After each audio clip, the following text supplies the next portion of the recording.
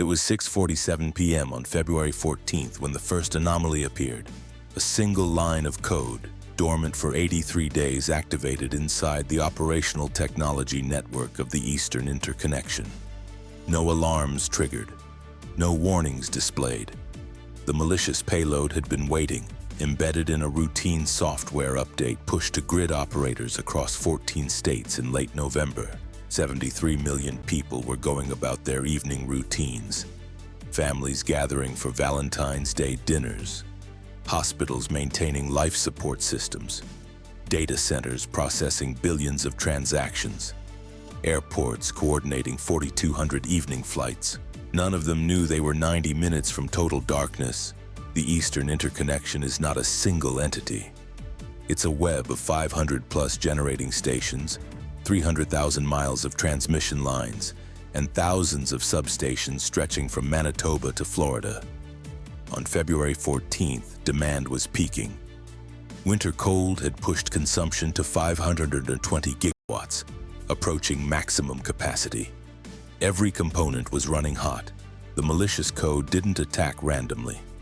It targeted the supervisory control and data acquisition systems, the SCADA networks that manage power flow across state lines. These systems balance supply and demand in real time, rerouting electricity when generators fail or demand spikes. They prevent cascade failures. At 6:47 p.m., the code began feeding false data to grid operators in 7 regional control centers simultaneously. The operators saw normal readings. Voltage stable. Frequency at 60 Hz. Load balanced. But the numbers on their screens were lies. Real-time sensor data was being intercepted, altered, and replaced with pre-recorded values from a calm afternoon 2 weeks prior. Meanwhile, the actual grid was destabilizing. In Pennsylvania, a major transmission line was being overloaded, carrying 127% of rated capacity. Operators couldn't see it. In Ohio, 2 substations were approaching critical temperature thresholds. No alerts. In Virginia, automatic load balancing systems were being systematically disabled, their status indicators frozen in operational mode. The attack was designed around a single principle: create an invisible overload condition, then trigger a synchronized disconnect across multiple states during peak demand. The Eastern grid would fragment into islands, isolated regions unable to support their own load. Blackouts would cascade from Philadelphia to Atlanta in under 8 minutes. 73 million people, 14 states, 28,000 hospitals and medical facilities, 41 million households, 19,000 water treatment plants, 8,200 cell towers, 67,000 traffic signals, all dependent on a grid that was being quietly murdered. At 7:02 p.m., the attack entered its second phase. Pre-positioned malware in 47 substations began issuing disconnect commands. These weren't the crude shutdowns of ransomware attacks. They were surgical, timed to create maximum cascade effect. When grid section A drops offline during peak load, the electricity doesn't vanish. It reroutes through neighboring sections. If those sections are already near capacity, they overload instantly. Protection systems trigger. More sections go dark. The cascade accelerates. The attack was designed to create an unstoppable chain reaction across the eastern seaboard. If it succeeded, 73 million people would lose power simultaneously. But the numbers only told part of the story. In intensive care units across 14 states, 89,000 patients were on ventilators, dialysis machines, or continuous monitoring systems. Hospitals have backup generators, but startup time is 30-90 seconds. That gap is lethal for patients on life support. Even with generators running, hospitals can only maintain critical systems for 48 to 72 hours before fuel reserves run dry. With 28,000 facilities affected simultaneously, emergency fuel delivery would be impossible. Estimated casualties in the first 24 hours, 12,000 to 18,000 deaths from medical equipment failures alone. But medical systems were just the beginning. Water treatment plants require electricity to operate pumps, filtration systems, and chlorination equipment. Without power, 19,000 plants would stop processing.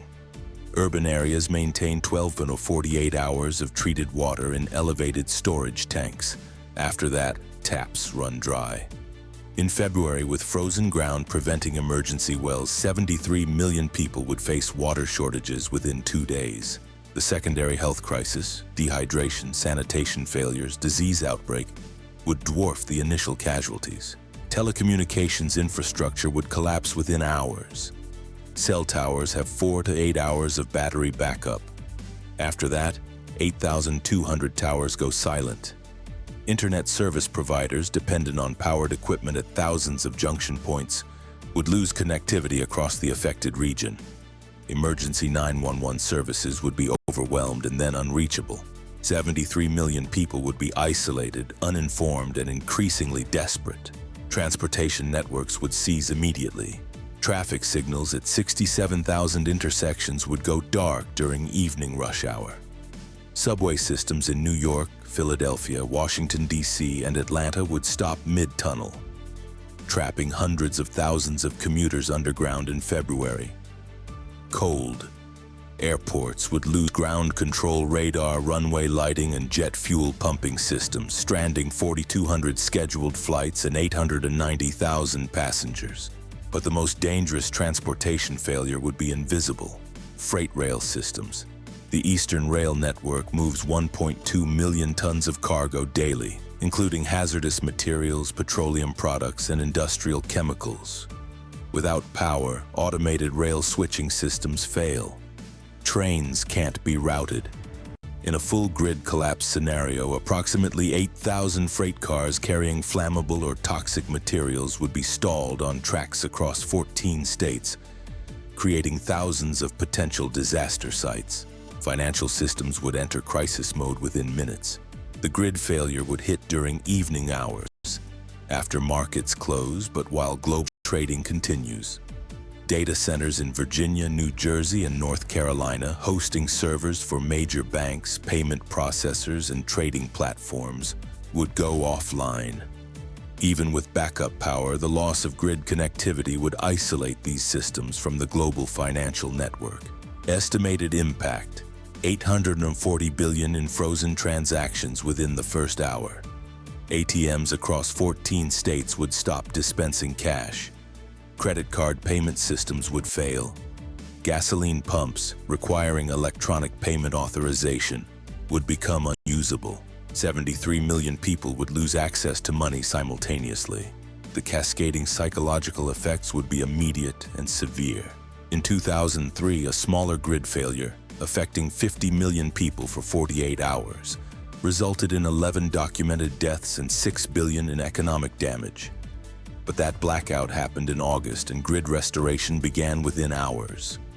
The February 14th attack was designed to maximize damage and delay recovery. With control systems compromised, operators wouldn't trust their equipment. Manual restoration of a grid serving 73 million people would take 8 to 14 days. 2 weeks without power in February. Freezing temperatures. No heat. No water.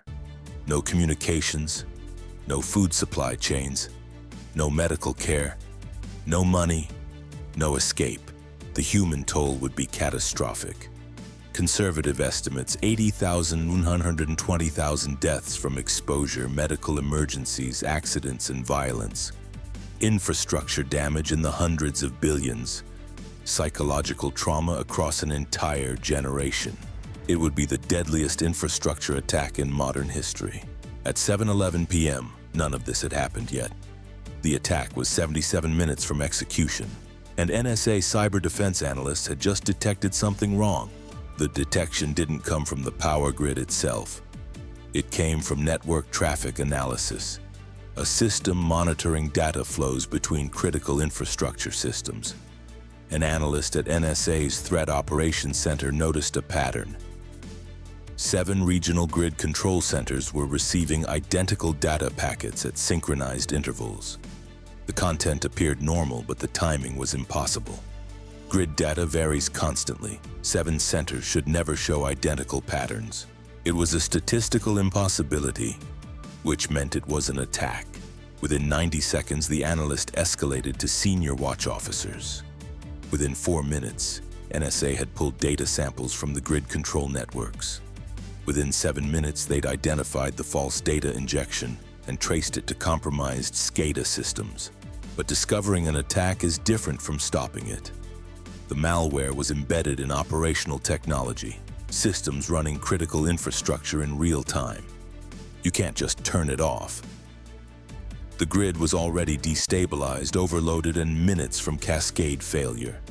Attempting to disconnect compromised systems could trigger the very collapse the attackers designed. At 7:19 p.m., 69 minutes from attack execution, NSA made contact with the Department of Energy, Federal Energy Regulatory Commission, and grid operators across 14 states. The message was simple: your control systems are compromised. Your data is false. You are minutes from total grid collapse. Do not trust your screens. Grid operators faced an impossible situation. Their instruments showed normal operation. NSA was telling them those readings were fake. The attack was designed to make the truth look like the lie and the lie look like the truth. Engineers in 7 control centers had to make a choice: trust their systems or trust the warning. At 7:24 p.m., Pennsylvania grid operators began emergency manual verification, sending field teams to physically inspect transmission lines that computers claimed were fine. They found lines glowing red hot, carrying dangerous overload. The false data was confirmed. At 7:28 p.m., Ohio initiated emergency load shedding, intentionally cutting power to industrial facilities to reduce grid strain. It wasn't elegant, but it was survival. At 7:31 p.m., Virginia began emergency isolation protocols, manually disconnecting compromised control systems and switching to backup analog controls that couldn't be remotely manipulated. Across 14 states, engineers were reverting to manual operation of the most complex machine humanity had ever built, a 73 million person life support system being attacked from the inside. At 7:42 p.m., the attackers realized they'd been detected. The malware began executing its endgame ahead of schedule, issuing disconnect commands to 47 substations immediately instead of waiting for synchronized timing. This was the critical moment. If the disconnect succeeded, the cascade would begin. But grid operators, now aware of the compromise, were watching for exactly this. Manual overrides blocked 39 of the 47 disconnect attempts. The remaining 8 substations went offline, but engineers had already rerouted load away from those sections. The cascade never started. By 7:51 p.m., NSA cyber teams had isolated the command and control infrastructure directing the attack.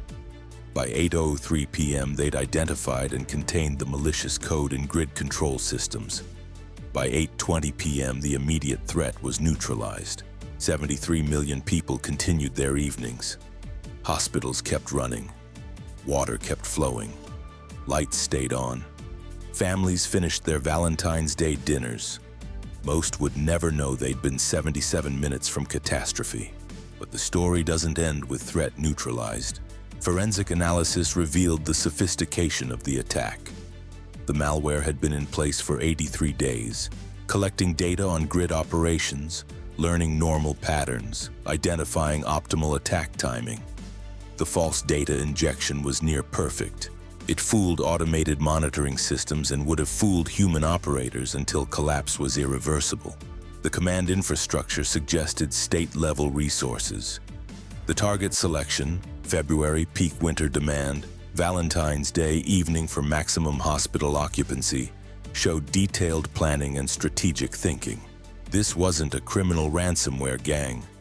This was a strategic weapon deployed against critical infrastructure with intent to cause mass casualties. And it was 77 minutes from success. The attack vector remained disturbing. A routine software update, pushed by a trusted vendor, compromised months before deployment. The supply chain attack meant the malware arrived through the front door, authenticated and approved. Grid operators had installed the weapon themselves. In the weeks following February 14th, the Department of Energy launched an emergency review of all operational technology in U.S. power grids. They found 14 additional instances of the same malware in grids across 23 states, all dormant, all waiting for execution commands that never came. The Eastern Interconnection attack wasn't a lone incident. It was one component of a larger campaign. If NSA hadn't detected the February 14th attack, multiple grid regions would have gone down simultaneously. Not 73 million people in darkness, over 200 million, not 1/5 of the country, 2/3. The scope was staggering. The preparation was meticulous, the intent was clear, and the attackers remain unidentified. The malware was removed. The vulnerabilities were patched. The supply chain was scrutinized, but the strategic reality hasn't changed. The U.S. COM power grid remains a target. The attackers demonstrated capability, patience, and near success. They invested months of planning and came within 77 minutes of the deadliest infrastructure attack in history. They will try again. The February 14th incident revealed something more disturbing than the attack itself: the invisibility of modern infrastructure warfare. 73 million people were in mortal danger and didn't know it. The attack was silent, invisible, and nearly perfect. Detection came from statistical anomaly analysis, a single analyst noticing impossible patterns in network traffic. If that analyst had been on break, if the pattern recognition had been delayed by 5 minutes, if grid operators had hesitated to trust the warning, every 7 minutes was the margin between normal life and catastrophe. The grid remains vulnerable. SCADA systems remain targets. Supply chains remain compromised. The next attack is being planned right now, learning from the failure of February 14th, adapting, improving. Somewhere malware is being embedded in infrastructure software. Somewhere vulnerabilities are being mapped. Somewhere attack timing is being calculated. And 73 million people are going about their evening routines, completely unaware that their lights staying on required an analyst noticing something impossible, engineers trusting a warning against their instruments, and a 77-minute race against invisible catastrophe. The grid didn't fail on February 14th, but it came so close that the heat signature from overloaded transmission lines was visible from space. 90 minutes. That was the window. And next time, the attackers will try to close it.